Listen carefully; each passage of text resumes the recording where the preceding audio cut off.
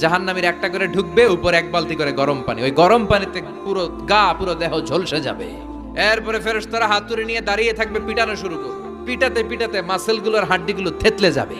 জাহান্নামের আগুনে জ্বলতে জ্বলতে যখন চামড়াগুলো গোশতগুলো ঝলসে যাবে, রব্বুল আলামিন নতুন করে চামড়ার গোশত গায়ের মধ্যে ফিট করে দিবে। ওই চামড়া গোশত আবার ঝলসাবে, আবার ফিট। আযাবটার মজা যেন ভালো করে টের পায়। একের পর এক শাস্তি শুরু এবার জাহান্নামে।